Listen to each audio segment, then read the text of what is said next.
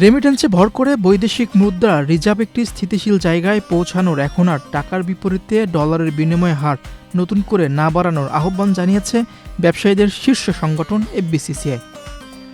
সংগঠনের প্রশাসক আব্দুর রহিম খানের নেতৃত্বে এফবিসিসিআইয়ের একটি প্রতিনিধি দল সোমবার বাংলাদেশ ব্যাংকের গভর্নর মোস্তাকুর রহমানের সঙ্গে দেখা করে মোট 12 দফা সুপারিশ করে।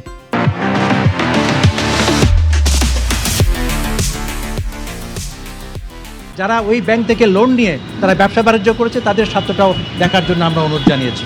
আপনারা জানেন যারা আমাদের দেশ থেকে তারা বিদেশে রপ্তানি করে, তারা বিদেশ থেকে আমাদের দেশে ডলার আনে, তাদেরকে আগে একটা ফান্ড ছিল, আমরা export development fund IDF fund করে থাকি। এটা প্রায় আগে $7 বিলিয়ন মতো ছিল, এটা কমিয়ে এখন প্রায় $2.2 বিলিয়ন আছে। আমরা এটা কীভাবে ধীরে ধীরে আরও বাড়ানো যায় এবং আমাদের ব্যবসায়ীদের প্রণোদনা দেওয়া যায় সে ব্যাপারে আমরা তাকে অনুরোধ জানিয়েছি। তিনি বলছেন আমাদেরকে কথা দিয়েছেন এটা আস্তে আস্তে তিনি বাড়াবেন। রপ্তানি খাতকে সহযোগিতা করতে রপ্তানি উন্নয়ন তহবিল গঠন করা হয়। বর্তমানে তার আকার কমে $2 বিলিয়ন নেমে এসেছে। এই পরিমাণ $5 বিলিয়ন উন্নতি করার দাবি জানিয়েছে সংগঠনটি। ইডিএফ ফান্ড থেকে পাওয়া ঋণের মেয়াদ 1 বছর থেকে বাড়িয়ে 5 বছর এবং সুদহার 5% থেকে কমিয়ে 2% করারও দাবি জানিয়েছে সংগঠনটি।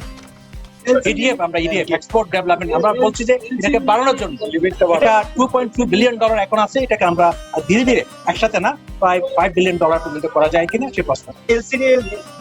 এলসি হচ্ছে এখন আমাদের যেটা আছে আপনার এটা 4 বছর এবং এটা আপনার এলসির ক্ষেত্রে যেটা আছে 5% দিতে হয়, আর এটা হচ্ছে 4 বছর মেয়াদ। এটা আমরা বলছি এটাকে রেটটা কমিয়ে 2% করা এবং মেয়াদটাকে স্পেস থেকে বাড়িয়ে 5 বছর করার জন্য আমরা অনুরোধ জানাই। কেন্দ্রীয় ব্যাংকের তথ্য অনুযায়ী বর্তমানে ইডিএফ এর আকার $2.3 বিলিয়ন। রপ্তানি খাতের ব্যবসায়ীদের জন্য এ তহবিল থেকে স্বল্প সুদে ঋণ দেওয়া হয়। এক সময় এর আকার $7 বিলিয়ন উঠেছিল। মধ্যপ্রাচ্যের যুদ্ধের কারণে বিনিয়োগ পরিস্থিতি চ্যালেঞ্জের মুখে পড়েছে। এমন পরিস্থিতিতে ব্যবসায়ীদের নীতি সহায়তা দিতে হবে, তাহলে ব্যবসা সচল থাকবে, অর্থনীতি সচল হবে, কর্মসংস্থান বাড়বে বলে জানিয়েছেন বিকেএমই এর সভাপতি মোহাম্মদ হাতেম। প্রিশিপমেন্ট ক্রেডিট স্কিমের যে ফান্ডটা বন্ধ হয়ে গিয়েছিল, 5,000 কোটি টাকার ফান্ডটা বন্ধ হয়েছিল, সেটাকে আবার পুনরায় চালু করবেন। এটা হয়তো 1 সপ্তাহের মধ্যেই এটা চালু হতে পারে। এটাও 10,000 কোটি টাকার একটা হতে পারে এটা।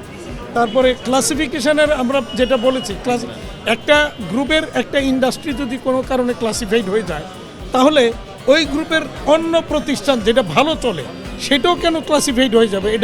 এটা না হওয়ার জন্য আমরা এটা যাতে না করা হয় সেই ব্যাপারে প্রয়োজনীয় পদক্ষেপ নিতে বলেছি।